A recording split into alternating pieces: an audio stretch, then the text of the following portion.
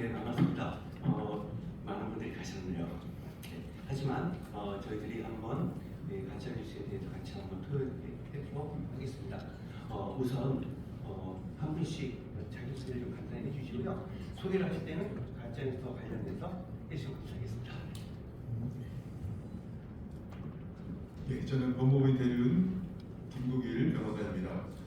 제가 공직생활도 아까는 이제 현직처럼 말씀하셨는데 사회자분께서 저는 검사로 의정부지검 고양시청장 사법연수원 교수 이렇게 근무하다가 지금 현재 변호사로 나와 있습니다. 이거는 가짜 뉴스가 아닙니다. 네, 저 여기까지 소개하겠습니다.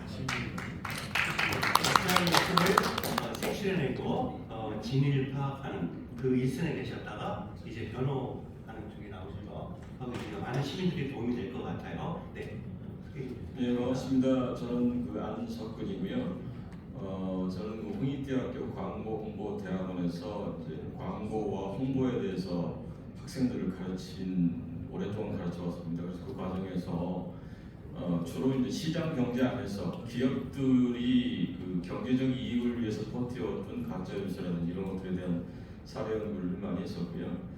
그리고 또 한 가지는 뭐 정당을 바뀔 수는 없지만 정당의 다양한 그 정치 활동, 특히 선거와 관련해서 지난 그 십수년 동안 대통령 선거라든지 이런 데서 이루어졌던 여러 가지 커뮤니케이션 환경에서의 가짜뉴스라든지 이런 것들에 대해서 상당히 많은 정보들을 그동안 좀 연구를 해왔습니다. 반갑습니다. 질문 보시고 진행하는데요. 저는 아이러니하게도 오래전에 MBC 방송에 실험했어요. 가짜뉴스 그것이 알려줬던 제목도 똑같아요. 네, 그래서 그때부터 상당한 관심을 가지게 되었고 이제 여러분과 함께 의견을 나누도록 하겠습니다. 우선 차측부터 질문 드리겠습니다. 실명제와 관계된 질문 드릴게요. 많은 사람들이 자기 이름을 익명으로 할 수 있기 때문에 SNS 상에서나 혹은 다른 어느 곳에서 자기를 숨기고 사실을 더 확대, 재생산하기도 하고 자기에 맞게끔 뉴스를 강화하기도 하잖아요. 실명제 논의가 상당히 뜨거운데 어떻게 생각하시는지 좀 부탁드립니다. 실명제는 당연히 저희가 구현해야 되는 그 목표가 되어야 된다고 생각해요. 사실은 뭐 실명이 아닌 공간에서 그 실명이 아닌 공간에서 이루어지는 것들이 때로는 그 포지티브한 효과를 내는 경우도 일부 있지만 사실 우리 사회에서는 현재 가장 더 네거티브한 효과를 더 많이 내고 있기 때문에 지금은 실명제를 다시 적극적으로 도입해야 된다고 생각을 하고요. 가짜뉴스에서 실명제 문제는 그것을 가짜뉴스를 억제하는 상당히 중요한 포인트가 될 거라고 생각합니다. 네, 똑같은 질문인데요. 다른 각도 살펴볼게요. 우리 학문적인 관점이 아닌 법적인 관점에서 문제점은 없는지 실명제일 경우에 그 경우에 또 많은 사람들이 이런 말도 해요. 이거 지나치게 억압되는 거 아니야? 표현의 자유를 억압하는 거 아니야? 이런 말도 있는데 하여튼 가짜뉴스와 관련해서 우리 법조계 전문가이신 우리 우치김 변호사님께 부탁드리겠습니다. 전문가라고 하기 좀 그렇습니다. 저희가 이제 계속 공직생활 하면서 저희가 주로 이제 여러분들께서도 아실 만한 그 명예훼손 이런 부분에서 이 가짜, 허위 이런 그 사건들이 많이 있었습니다. 바로 여러분들 주변에서 일어나는 일입니다. 그게 이제 아까 말씀하신 우리 사장님 말씀하신 실명제하고도 다 연결이 되는 거죠. 자기의 이름을 밝히고 허위로 얘기하는 사람 없습니다. 그런데 그런 분들도 계시긴 합니다. 신념, 확신범에 가까우신 분들이라 그런 분들에 대해서는 어떤 방법이 없습니다. 지금도 뭐 어느 광주 사태가 북한에서 북조선에 내려와서 일으킨 뭐 이런 사태라고 얘기하시는 분 있지 않습니까? 이렇게 확신에 차서 말씀하시는 분은 법에서도 어떤 방법이 없습니다. 그냥 법대로 처리하는 겁니다. 하지만 그건 이제 소수이고 이름이 감춰져 있는 그런 상황에서 마음껏 그냥 묻지마 그냥 막 가는 식으로 이렇게 내뱉는 되게 나중에 수사를 해서 확인해 보면은 저도 좀 그렇습니다. 고등학생도 아닙니다. 그 이하의 어린 학생들이 그런 이름이 드러나지 않은 상태에서 막 내뱉고 있는 이런 것들 많이 보게 됩니다. 거기에 우리 또 어른들이 또 따라가고 있는 이런 상황이고요. 그래서 참 참담함도 느끼고 있습니다. 하지만 이제 이 실명으로 다 한다는 것은 우리가 지금 이런 인터넷, 이런 SNS 이 사회에서 그걸 다 막을 수는 없습니다. 개인의 자유도 보장을 해줘야 됩니다. 하지만 이제 이 보장 속에서 싹트는 이런 가짜뉴스, 이런 허위로 얘기를 퍼뜨리는 이런 경우에는 저희 그 수사했던 제 경험으로도 최대한 추적할 수 있습니다. 그래서 실명제도 전면적으로만 이렇게 다 실시하는 것은 저는 좀 반대이고요. 이게 풀어주는 그런 예외적인 부분도 있어야 되고 재량도 있어야 됩니다. 자유를 위해서 펼칠 수 있는 그런 공간을 주면서 그 공간 안에서 허위로 이렇게 퍼뜨리는 것은 그 추적을 통해서 그래서 이 법적인 그 응징을 하는 그런 조치는 이어져야 된다고 저는 생각합니다. 하나만 잠깐 말씀드리면 실명제 관련해서는 사실은 실명제로 인해서 실명제가 도입되지 않은 상태에서 발생하는 문제도 사실 다크웹이라든지 또 기존의 악성 댓글 이런 쪽에서 훨씬 더 많은 현상이 발생하는 거고요. 가짜뉴스 관련해서는 오히려 더 큰 문제는 실명임을 가장한 가짜뉴스가 거든요. 사실은 대표적인 사례가 김대엽 사건이죠. 실명을 밝히고 나와서 가짜로 만들어진 녹음 파일을 공개하면서 조장하는 거거든요. 그게 더 효과가 크기 때문에 실명제는 더 검토를 해야 되지만 실명제가 가짜뉴스를 근절시키는 근본적인 대책이 될 거라고 생각하지 않습니다. 제가 이제 또 원래 말씀드리고 싶었던 거는 이 가짜뉴스의 근원, 출처가 이 관공서, 공무원, 공권력인 경우에 저는 그게 가장 큰 피해라고 저는 생각합니다. 여러분들 일례로 영화배우 이성균 자살했지 않습니까? 솔직히 말씀드리면은 이거 수사 기관 물론 이제 거기 그대로 그 뉘앙스 이거를 전한 언론의 또 책임도 있습니다. 하지만 그 출처는 결국 수사 기관에서 일어난 겁니다. 한 번 부르고 포토라인, 두 번째 부르고 포토라인. 계속 변호사는 이제 그만 세우자 해도 나올 때마다 계속 그 언론에 흘리고 그럼 언론에서는 지금 무슨 감정 분석을 했는데 나온 것도 없는데 계속 부르니까 무슨 혐의가 계속 있는데 숨기고 있는 것처럼 이렇게 그 수사기관에서 이렇게 흘리는 것을 받아가지고 확인 없이 계속 기사화하는 겁니다.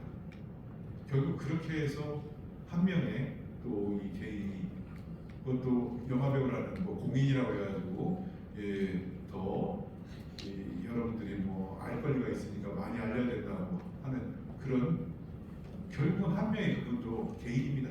그분의 이 피해가 저는 앞으로도 이 수사기관 공권력 쪽에서 계속 나오게 되지 않을까. 그래서 이에 대한 그 규제는 더 엄격해져야 된다고 저는 생각합니다.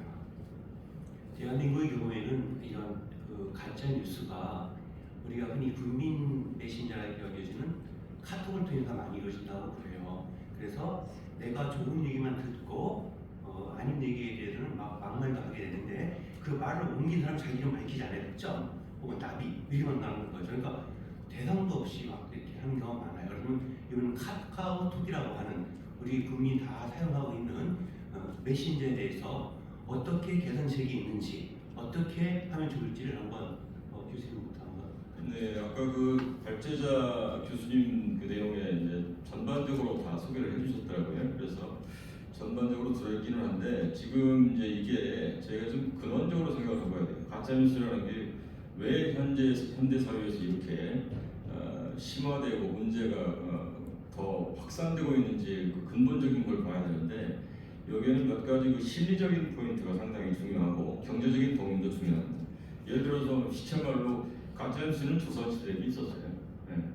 원균의 모함으로 이순신 장군이 우리가 고생하셨던 기억도 사실 가짜뉴스에 의한 거고요. 그 위에 많은 그 왕실에서 가짜로 만든 여러 가지 문서와 뉴스로 인해서 그 왕실 가족부터 대신까지도 다 삼족을 멸하는 사례도 굉장히 많았습니다. 자, 그것은 역사는 이미 고대부터 있어왔던 사실인데 현대 지금에 와서 이것이 왜 이렇게 더 심각하고 특히 아까 카카오톡 말씀하셨으니까 이것이 이렇게 심화되는 것은 결국 매스미디어에다가 추가로 카톡처럼 전 국민이 손쉽게 편리하게 이용할 수 있는 커뮤니케이션 네트워크들이 생기면서 발생한 사안이거든요. 근데 결국은 이런 카카오톡이나 이런 데들이 그들이 만든 이 프레임, 네트워크, 이 플랫폼들이 서비스로 볼 때 우리가 이용하기 편리한데 이 편리한 것을 저희가 편하게 이용하다 보면 그 속에 숨겨진 사업자들의 상업적인 목적이 끼어들기 시작합니다. 예. 거기서부터 바로 문제가 발생을 해요. 그리고 지금 카카오톡을 말씀하셨지만 제일 큰 문제는 전 세계적으로 지금은 유튜브하고 그 다음에 이제 세계적으로 메타라든지 세계적인 글로벌 SNS 네트워크들이 더 큰 문제입니다.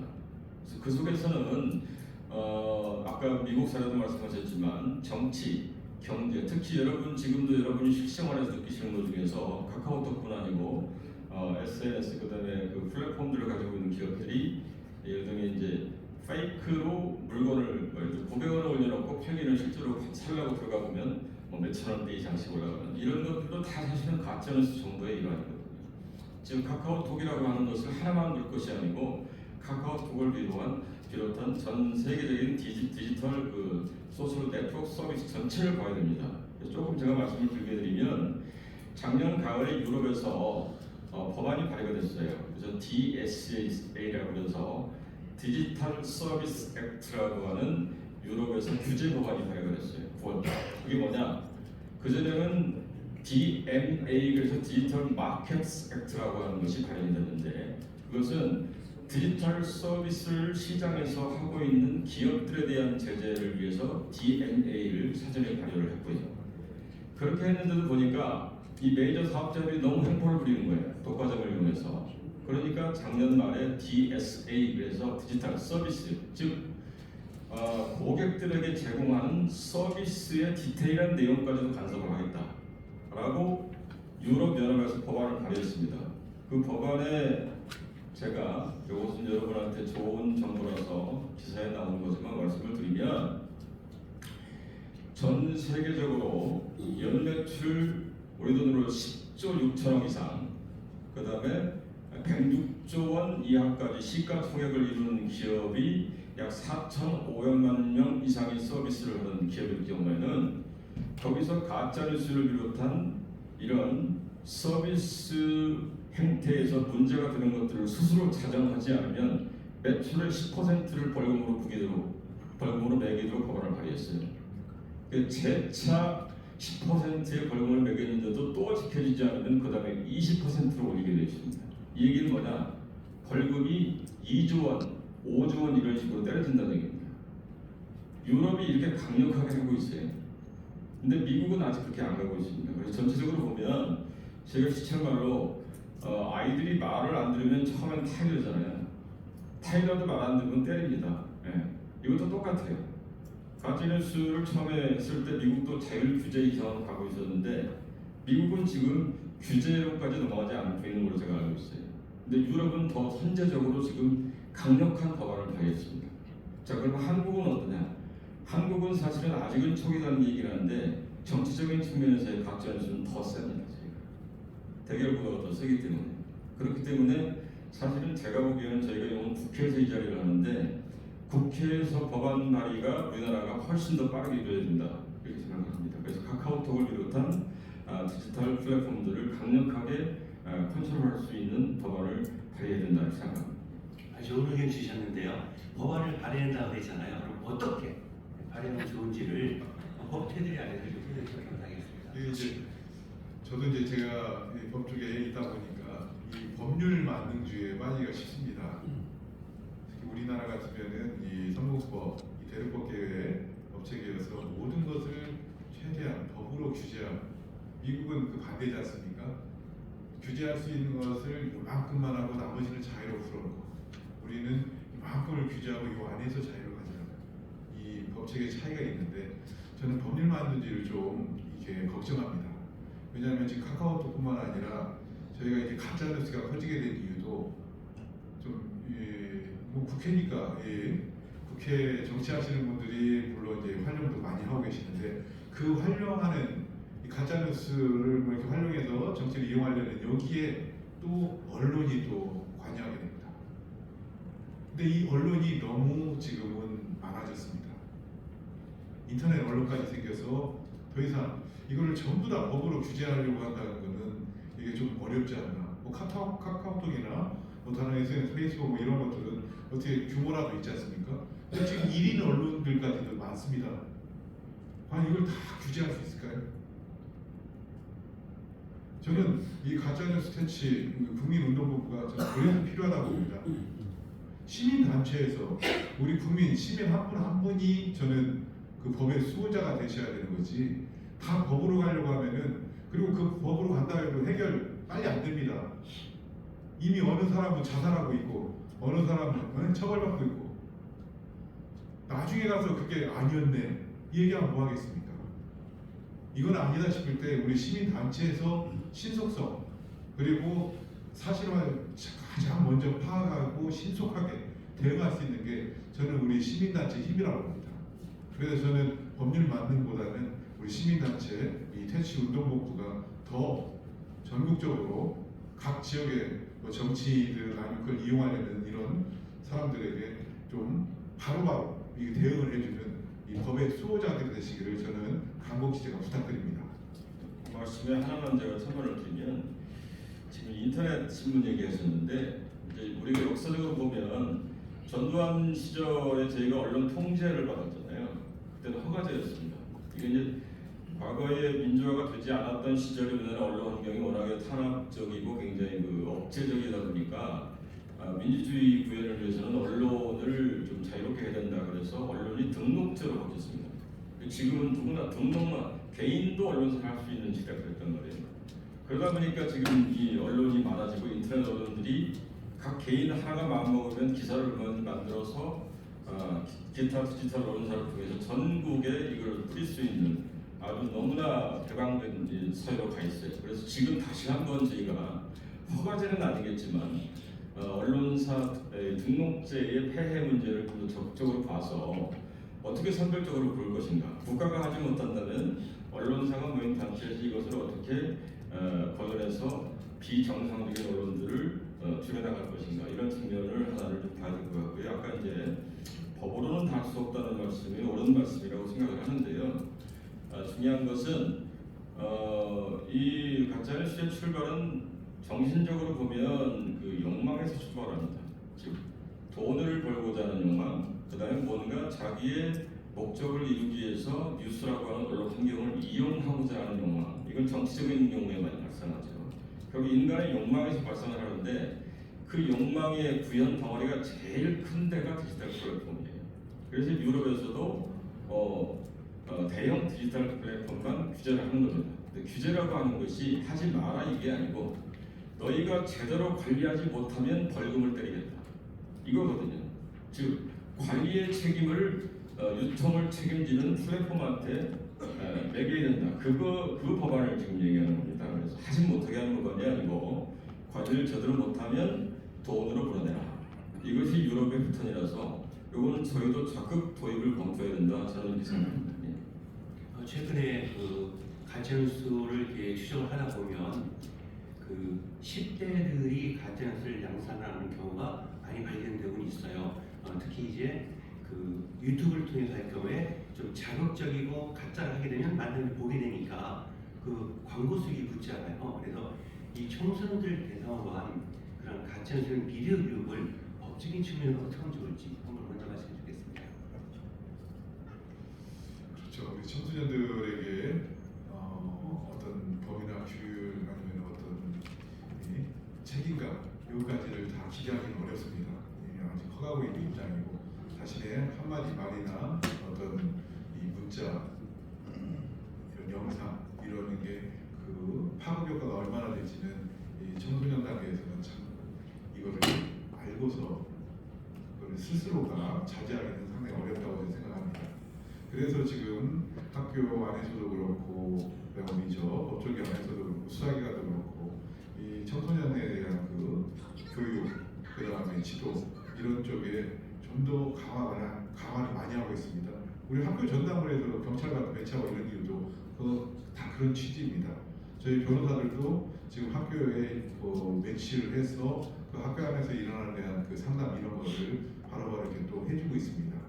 그다음 이제 수사기관은 당연히 우리 청소년들이 일으키는 그런 그 가짜 뉴스로 인한 그 명예훼손이나 어떤 실생 피해, 이런 형사적인 문제가 생겼을 때 그에 대해서 역추적을 해서 바로 이렇게 찾아내고, 그다음에 처벌보다는 그래도 교육 쪽으로 계속 이렇게 소년 사범에 대해서 이렇게 처리해오고 있습니다. 하지만 아직도 부족한 면이 많이 있고, 그리고 그거를 일일이 아까 말씀하신 대로 너무나 많은 카톡 안에서 수시로 일어나는 일인데 그걸 다 이 법적으로 해결할 수는 없습니다. 그러다 보니까 이 빠져나가거나 피해를 입는 분들도 계속 생기고 있고요. 그래서 우리 이 10대 청소년들의 이런 가짜뉴스나 허위 이런 양산에 대해서는 우리 뭐 부모님들도 똑같은 책임이긴 하지만 우리 시민단체에 계신 분 수사기만 해서 너무 의존하지 마시고요. 우리 시민단체에서도 직접 그 학교에도 이렇게 접촉을 하셔서 그런 학생들에 대해서 좀 문제되는 학생이나 이런 친구들 아니면은 전반적인 좀 교육 이런 거에도 이 가짜뉴스 퇴치 운동본부에서도 좀 활동하시면서 그 영역을 넓혀가신다면 이 청소년 범죄에 대해서도 잘 대응이 이루어지리라고 저는 생각합니다. 이 미디어 교육 관련해서 교육이 매우 중요한 것 같아요. 교육 현장에 계신데 현재 우리 그 방과 후 수업 혹은 과목으로다가 자살 예방 교육이라든가 인성 교육을 하잖아요. 그럼 미디어 리터시를 한다면 어떨까 하는 측면 차원에서 어떻게 하는지 합리적인지를 한번 부연해 주시면 감사하겠습니다. 뭐 다들 아시겠지만 지금 이제 우리가 흔히 리터러시 교육 아까 말씀을 이제 우리가 했는데 리터러시 교육을 어떻게 할 것인가에 대해서 하우투가 더 중요한 것 같아요. 그래서 교육은 당연히 필요한 거고 저희 가짜뉴스 퇴치 국민운동본부에서 해야 될 가장 중요한 역할 중에 저희 뭐 반절 가까이 차지할 수 있는 중요한 그 우리의 미션이라고 생각을 하는데 교육도 그만큼 현대화된 아이들의 눈높이와 아이들이 이 교육을 따라올 수 있는 형태로 저희가 가야지 계몽적 교육은 안 통한다고 생각합니다. 그러니까 이제 흔히 저희가 이렇게 단체에서 어프로치를 하다 보면 저희가 하고 싶은 얘기를 주로 이제 하려고 하거든요. 하고 싶은 이야기 이렇게 해야 한다. 이런 문제가 있다. 이렇게 해서는 아이들이 듣고 보지 않거든요. 그래서 아이들이 훨씬 듣고 볼 수 있게 흥미를 들 수 있게 저희가 콘텐츠 형식으로 잘 만들어서 교육 자료화하고 그것들이 아이들이 스스로 내가 그거 보니까 너도 한번 봐 이렇게 권할 수 있는 형태로 저는 콘텐츠화해야 된다고 생각합니다. 예.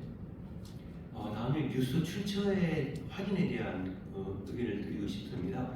우리가 정말 어떤 뉴스를 접했을 때 그 사실이지 아닌지를 체크할 수 있는 어떤 합리적 방법이 없을까? 그렇게 해서 이것이 가짜가 진짜다 얘기는 예를 들자면 최근에 강의를 하시는 분들이 아직까지만 하는 것 중에서 솔개우화라고 있잖아요.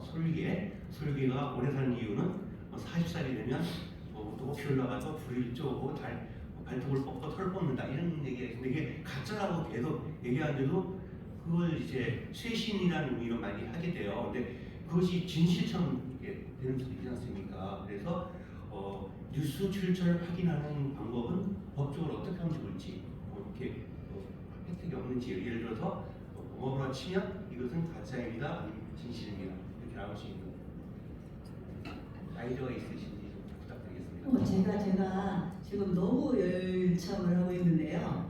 관심의 대상인데 지금 시간이 한 5분 정도 남았다고 합니다. 네. 저도 우리 지금 장관님께서 말씀하신 대로 어떤 이 카카오톡이나 아니면 SNS에 이렇게 올라왔을 때 바로 이건 가짜입니다. 예, 뭐 진실입니다. 이런 게 나왔으면은 그런 AI가 좀 나왔으면 좋겠습니다. 근데 AI도 결국 그 안에 어떠한 자료를 줬느냐에 따라서 가짜와 진짜를 구별할 수 있지 않습니까? 다를 수가 없습니다. 아까 제가 말씀드린 법률 만능주의와 같은 맥락인데요. 이거를 그 어떤 분별할 수 있는 카카오톡 자체적으로 이거를 확인해서 빨리 삭제하고 가짜 뉴스라고 이렇게 하라고 하는 거는 상당히 불가능한 거를 만들어내는 하라고 하는 일입니다. 법률가로서는 그런 거는 권하지는 않습니다. 이거는 오히려 제가 좀 말씀드릴게요.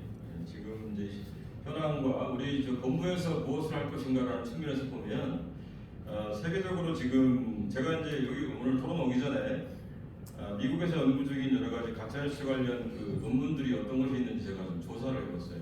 그랬더니 탐지에 관한 그 논문들이 굉장히 많습니다. 즉 탐지라고 하는 건 AI 또는 여러 가지 새로운 그 시스템을 가지고 개발을 해서 자동으로 탐지되는 기술들에 대한 연구가 미국에서 굉장히 활발하게 이루어지고 있습니다. 제가 좀 뒤져보니까 아리조나, 펜실베니아 사방에서 굉장히 많이 이루어지고 있는데 거기에 한국인들도 들어가 있어요. 중국 애들도 굉장히 많이 들어가 있고 그래서 이제 선행적으로 유학생들 사이에서는 미국에서 많이 이루어지고 있는데 국내 논문도 제가 좀 뒤져보니까 국내 논문은 굉장히 떨어져 있습니다. 국내 논문은 그냥 이러이러한 현상이 이렇다 정도를 파악하는 정도. 그것을 어떻게 탐지하고 연구할 것인가에 대한 기술은 학술적으로는 거의 지금 되어 있지 않고요. 일부 AI 관련 연구소에서 기업들이 몇 군데 개발을 시작해서 얼마 전에 스포트라이트를 받은 걸로 알고 있는데 이런 부분들이 바로 저희 본부가 앞으로 정부의 기금이라든지 많은 것들을 좀 받아서 이런 연구가 활성화될 수 있도록 저희가 환경을 만들어주는 것이 저희 할 일 중에 하나가 아니라고 생각합니다. 자, 마지막으로 제가 질문을 한 분씩 다 드릴 건데요. 먼저 똑같은 질문입니다. 가짜뉴스 퇴치 국민운동 본부가 어떻게 하면 시민들의 참여를 자발적으로 할 수 있을지 어렵죠? 의견을 주시기 바랍니다. 네, 창립해 와서 벌써 번성할 방법에 대해서까지 말씀을 해달라고 하시니 그거 정말 단순합니다. 이 가짜 뉴스 퇴치 운동본부의 활동에 달렸습니다. 여러분들이 얼마나 활동하시냐에 따라서 새로운 분들이 정말 저 단체에 가입해서 나도 하고 싶다. 여기 각 지구마다 나눠서 이렇게 다 조직도 다시고 하실 텐데 그분들이 그냥 임명장만 받고 가만히 계시면은 가짜뉴스 퇴치 운동본부 정말 사라집니다. 죽습니다. 이름만 수 있어요, 벌써. 그러네요. 근데 여러분들이 그 각자에 계신 그 지구에서 그 지역 안에서 여러분들은 가짜뉴스인지 진실인지 빠르게 확인할 수 있습니다. 그렇다면은 이건 아니다 싶은 그런 가짜뉴스라면은 바로 여러분들 지구의 명의로 고발을 하시든지 아니면은 그 기관에다가 이렇게 공문이라도 아니면 개인적인 그런 편지 형식이라도 이렇게 보내셔서 시정하라는 그런 액션들을 취하셔야 됩니다. 그리고 그게 반영이 되게 됐는지 결과를 꼭 보셔야 되고요. 그게 이루어진다면 여러분들 주변에 분들이 다 나도 같이 하겠다. 내 후손들을 위해서 나도 이런 활동을 할 수 있겠구나 라고 하면 참여를 하실 겁니다. 저는 오히려 이런 방법을 보내드리고 싶습니다. 교수님께 조금 어렵게 질문하니까 똑같은 내용이지만요. 우리 그 가짜뉴스 퇴치 국민운동 본부가 시민 참여를 어떻게 잘하신가에 덧붙여서 한국을 넘어 아시아의 표준이 될 수 있는가에 대한 의견 주시면 감사하겠습니다. 당연히 저희가 아마 아시아에서는 가장 앞서 갈 수 있을 거라고 생각해요. 왜냐면 저도 지금 동남아시아 쪽에 해외 일을 많이 하고 있는데 나가보면 디지털 기술이라든지 이런 그 사회 환경을 스스로 우리가 개척해 나가는 이런 능력이라든지 국민들의 여러 가지 참여도라든지 이런 것들은 저희가 압도적입니다. 그래서 저희가 당연히 1위를 할 거라고 생각하고요. 지금 말씀하신 것과 관련해서 저희 운동본부에서 해야 될 일 중에 크게는 국가에서 하지 못하는 일을 저희가 시작한다라는 사명감이 저희한테 있거든요. 그러려면 저희의 명분을 적극적으로 어필해서 정부의 여러 가지 지원, 그다음에 기업들의 여러 가지 지원 이런 것들을 저희가 최대한 끌어내서 조직적으로 또는 재정적으로 저희가 준비를 해가면서 국민적 운동이 될 수 있게 저희가 활동해가는 방법 하나가 첫 번째가 탑다운 방식이 될 것 같고요. 두 번째 방식은 손쉽게 갈 수 있는 것은 저희가 이것으로 인해서 피해를 받던 분들에 대한 치유 활동부터 저희가 시작하시는 게 저는 좋을 거라고 생각합니다. 그래서 지금 아까 보니까 지역 본부별로 많은 분들이 참여하고 계신데 각 지역에서 가짜뉴스로 인해서 피해를 받은 사례들 이런 것들을 최대한 저희가 빨리 모아서 그것들이 여론화되고 그런 분들을 위해서 저희가 같이 고민해주고 공감해주는 활동들을 먼저 시작하면 거기서 우리가 가치를 잡고 그것이 또 뉴스가 돼서 전파되고 여기에 또 그러다 보면 많은 분들이 혼자만 가슴앓이 하다가 우리 단체를 찾아오게 되고 그러면 국민운동으로 갈 수 있는 밑에서부터의 시작이 되지 않겠는가 이렇게 생각합니다.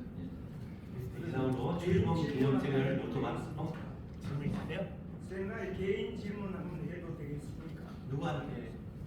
여러분 네, 개인 말씀 말씀하시죠. 저는 경기도 용인에 살고 있는 김광훈입니다. 예.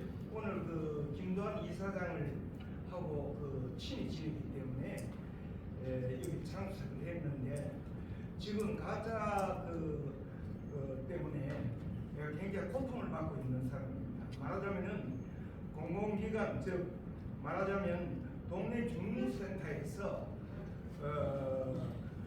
주관하고 있는 어떤 단체방에서 본인은 전혀 알지도 못하는 사람으로부터 거의 거짓 날조된 카톡을 단체방에서 받았습니다. 그로 인해서 잘못 이루는 스트레스를 받아가 정신과 치료를 받아가 약 한 달가량 지금 약을 먹으면서 치료를 하면서 그 악플자가 누군지 찾고 있으나 알 수가 없었습니다. 그래서 어쩔 수 없이 경찰서를 찾아가서 호소를 하니까 경찰서에서 그러면은 고소를 하세요 이러더라고요. 그래서 고소할 돈을 하나 주더라고.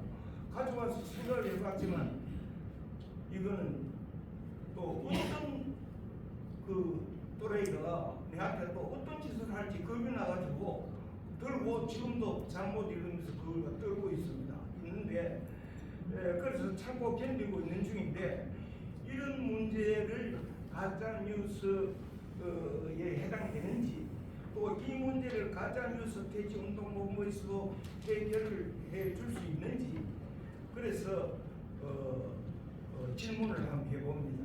이 개인적인 문제지만은 내가 만약에 지금 현재 앓고 있는 이 정신적인 문제가 해결되지 않으면은 그래서 병원에서 치료 처방 다 받아가지고 강원도 속초에 가 일주일 동안 또 내 나름대로 맹사를 하면서 휴양을 했습니다.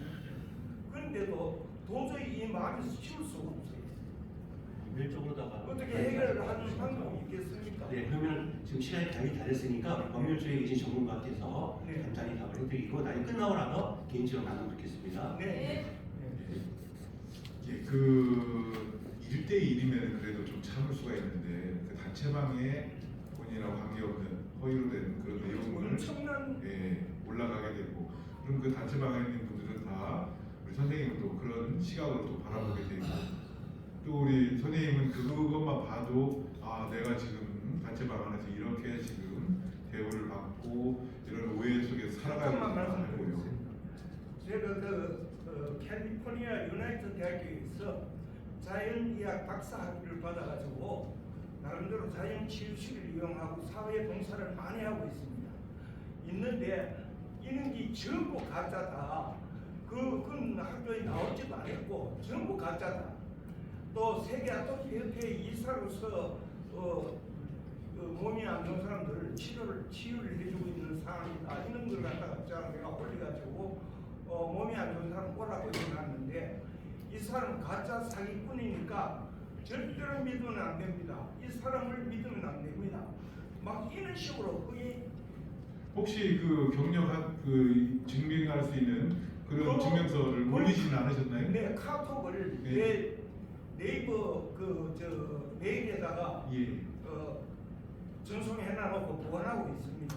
아니 그 지금 선생님께서 말씀하신 그런 경력도 실제 전부 증명이 되는 거죠. 예 그런 걸 다 그 단체방에 올리시면 되는데 내가 그 단체방에다 그걸 올리는 자체가 부끄럽잖아요. 자 그러면 일단 이렇게 저 여러분이 계시니까요. 나중에 끝나고 같이 뵙도록 하고요. 오늘 일단 1차적으로 이야기 다 했습니다. 네, 출범 세미나를 거의 공식적으로 마치도록 하겠습니다. 감사합니다.